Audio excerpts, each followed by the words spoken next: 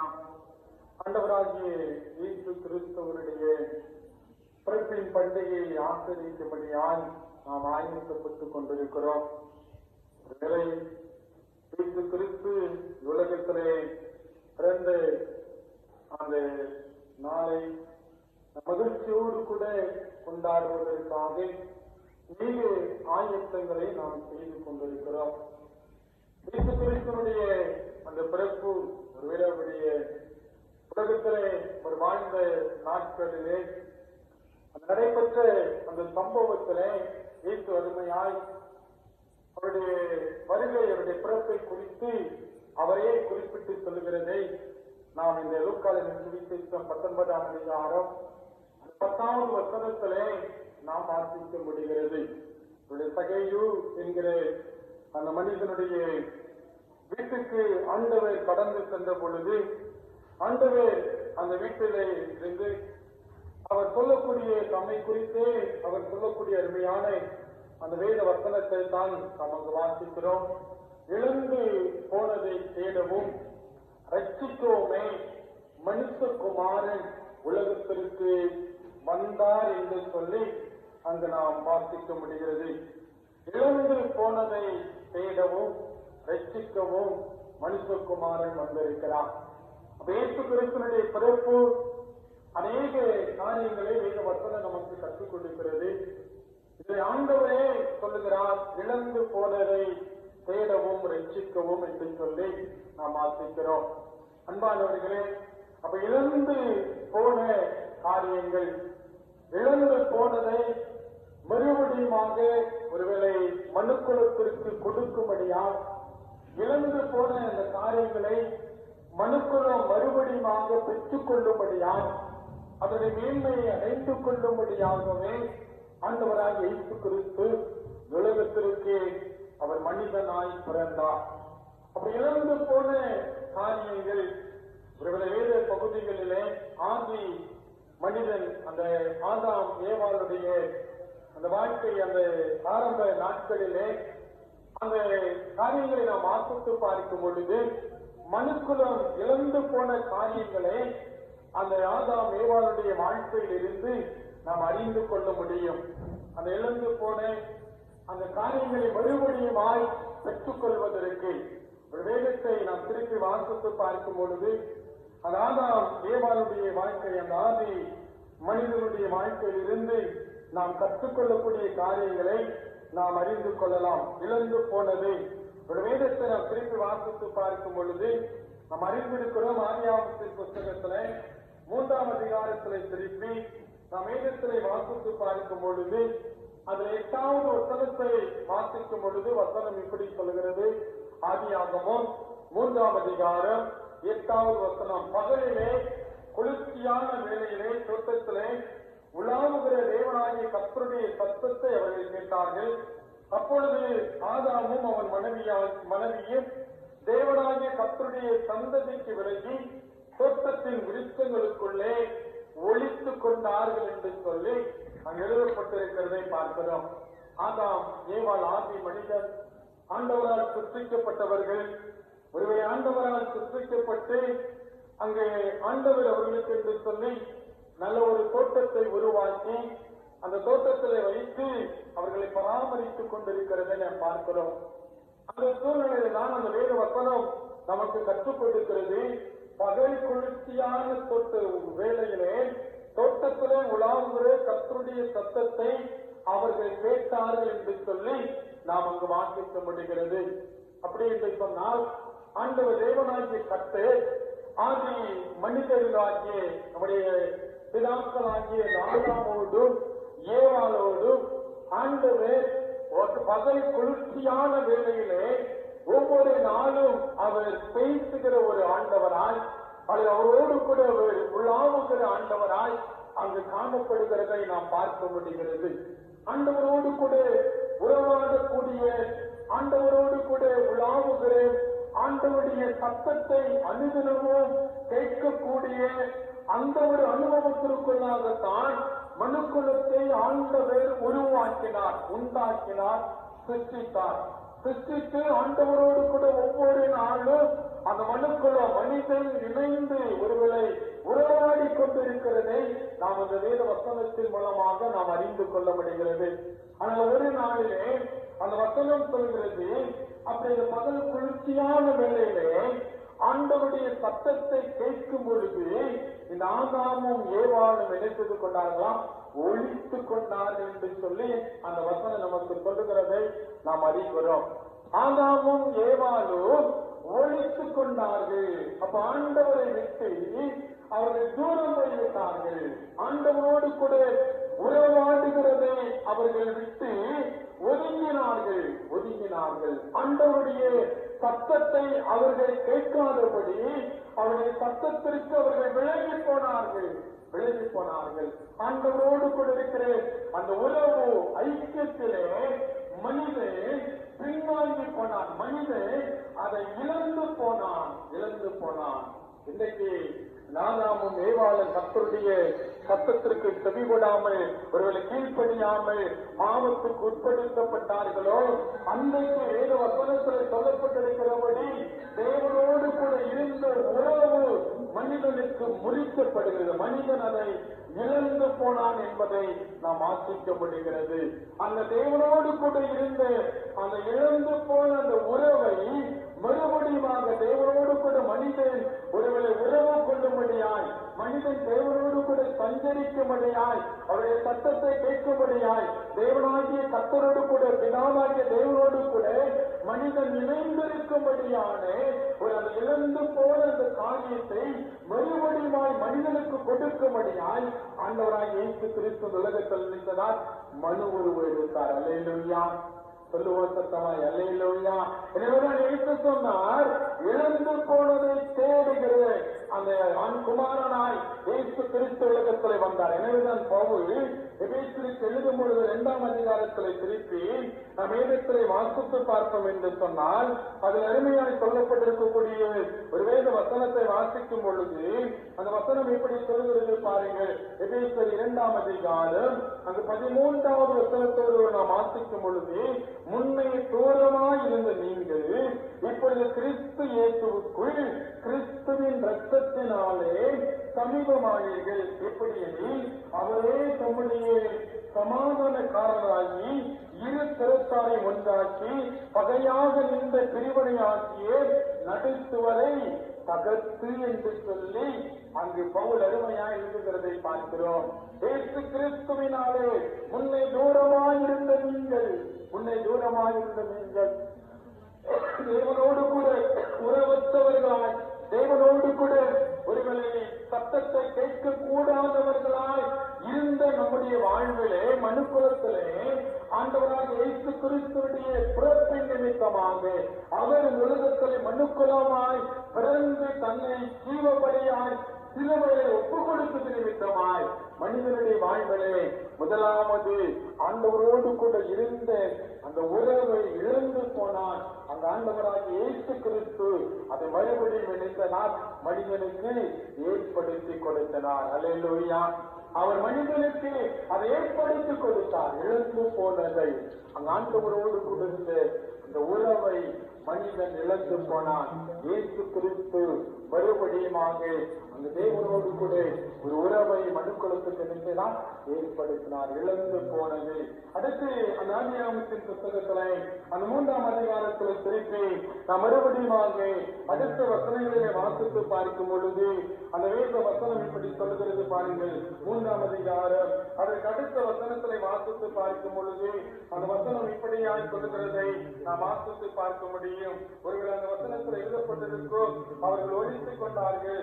அப்பொழுது தேவனாகிய கர்த்தர் ஆதாமை கூப்பிட்டு, நீ எங்கே இருக்கிறாய் என்று சொல்லி கேட்டார். அப்பொழுது அந்த ஆதாமும் ஏவாளும் வேதத்திலே வாசித்து பார்க்கும் பொழுது அவர்கள் பயந்து, அங்கு கர்த்தருக்கு பயந்து, அந்த வேதத்தில் அடுத்த வசனங்களை வாசித்து பார்க்கும் பொழுது ஆண்டவருக்கு அந்த சத்தத்தை கேட்டு அவர்கள் பயந்து ஒளிந்து கொண்டார்கள் என்று சொல்லி நாம் அங்கு அடுத்த வசனங்களிலே வாசித்து பார்க்கும் பொழுது நாம் வாசித்து பார்க்கும்படி 10வது வசனம், அதற்கு அவன், நான் தேவனுடைய சத்தத்தை தோட்டத்தில் கேட்டு நான் நிர்வாணியாய் இருப்பதினால் பயந்து என்ன செய்து கொண்டேன், ஒழித்துக் கொண்டேன். பயம். இந்த பயம் ஒரு மனிதனுடைய வாழ்க்கையிலே அங்க ஏற்படும் பொழுது மனிதன் இழந்து போகக்கூடிய ஒரு காரியம், அந்த பயத்தின் நிமித்தமாய் மனிதன் தன்னுடைய வாழ்க்கையிலே சமாதானத்தை இழந்து விடுகிறான். ஒரு மனிதனின் பயம் அந்த மனிதனுக்குள்ளாய் ஏற்படும் பொழுது அந்த மனிதனுடைய வாழ்க்கையில சமாதானம் இல்லை. என்ன இல்லை? சமாதானம் இல்லை. பயம் அந்த மனிதனை ஆட்கொண்டு அந்த சமாதானத்தை இழந்து விடுகிறான். நாதாம் ஏவாள் ஆண்டவருடைய சத்தத்தை கேட்டு பயந்து அவர்கள் தோட்டத்தின் நடுவிலே போய் அந்த விருத்தங்களுக்குள்ளாய் அவர்கள் ஒழித்துக் கொண்டார்கள். அந்த பயம் அவர்களுக்குள் இருக்கும் பொழுது சமாதானம் இல்லாத ஒரு சூழ்நிலை. மனிதன் தன்னுடைய வாழ்விலே அந்த சமாதானத்தை இழந்து விடுகிறான். பயம் இன்னைக்கு எதுக்கு எடுத்தாலும் பயம். ஒரு சம்பவம், பல வருடங்களுக்கு முன்பாங்க நாங்கள் இரவிலே கூடி செவிப்போம். அப்பொழுது செவிக்கும் பொழுது ஒரு அருமையான தாயார், வயது முதிர்ந்த தாயார் உண்டு. அவர்களும் செவிக்க வருவார்கள். செவித்து விட்டு ஒருவேளை ஜெபம் பண்ணணும். இரவு ஜெபம் பண்ணி முடிந்து அவங்க வீட்டுக்கு போனாங்க. வீட்டுக்கு போனா வீட்டுல இரவு அவங்க பையன் வருவான்னு சொல்லி நல்லா சமைத்து இருந்தாங்க. வச்சுட்டு வந்துட்டாங்க. இங்க ஜெபம் பண்ணிட்டு வீட்டுக்கு போய் பார்த்தா சமைச்சு வச்ச சாப்பாடு இருக்குல்ல இல்ல. நாய் வந்தது வீட்டுக்கு வந்து எல்லாத்தையும் செஞ்சுட்டு சாப்பிட்டு போயிட்டு ஒண்ணுமே இல்லை. எல்லாத்தையும் சாப்பிட்டு போயிட்டு இரவு 10 மணி பிறகு அவர் பையன் வேலைக்கு போயிட்டு வருவாரு. சாப்பாடு கொடுக்கணும். அம்மாவுக்கு பயம் தாங்கவே முடியல. ஐயோ இப்படி ஆயிட்டேன். நம்மாவால நிற்க முடியல, இருக்கவே முடியல. என் பையன் வருவான், என்னை திட்டுவான், என்னை இப்படி எல்லாம் பேசுவானே, இப்படி ஆயிட்டேன்னு சொல்லி அவங்களால இருக்கவே முடியல. பயம். அந்த பயம் வந்ததுனால சமாதானம் என்ன செய்யல? இல்ல, சமாதானத்தை இழந்து விடுகிறோம் மனிதர்கள். மனுக்குலம் இன்றைக்கு பயத்தினாலே சமாதானத்தை இழந்து விடுகிறது. ஆண்டவராக இயேசு கிறிஸ்து உலகத்திற்கு அவர் மனுக்குலம் எடுத்தார் என்று சொன்னால், மனுக்குலம் மனுஷகுமாரனாய் இந்த பூமியில அவர் வெளிப்பட்டார் என்று சொன்னால் வசனம் சொல்கிறது. யோவான் 14ஆம் அதிகாரம் 27ஆம் வசனத்திலே நாம் வாசித்து பார்க்கும் பொழுது, உங்களுக்கு சமாதானத்தை வைத்து போகிறேன். அல்லேலூயா சொல்லுங்க, அல்லேலூயா. இழந்து போன அந்த பயத்தின் நிமித்தமாய் மனிதன் இழந்து போன அந்த சமாதானத்தை கொடுக்கும்படியாக இயேசு கிறிஸ்து உலகத்திலே மனிதனாய் மனுஷகுமாரனாய் இருக்கிறார், வெளிப்பட்டார். எனவே நான் ஏசாயா தீர்க்கதரிசியின் மூலமாய் உரைக்கப்பட்ட பொழுது சொல்லப்படுகிறது, அவர் சமாதான பிரபு. அவர் சமாதான பிரபு. உலகம் தரக்கூடாத சமாதானத்தை அவர் தருகிறேன் என்று சொல்கிறார். இன்னைக்கு இந்த சமாதானத்தை தேடிதான் மனிதர்கள் இன்றைக்கு ஓடிக்கொண்டிருக்கிறார்கள். ஆட்சிகள் இருக்கிறது, ஐஸ்வர்யம் இருக்கிறது, தரலான சம்பாத்தியம் இருக்கிறது, உலகத்தில் எல்லாம் இருக்கிறது. ஆனால் சமாதானம் எங்கே? இன்னைக்கு மனுக்குலம் அதை தேடிக்கொண்டிருக்கிறதை நாம் பார்க்கிறோம்.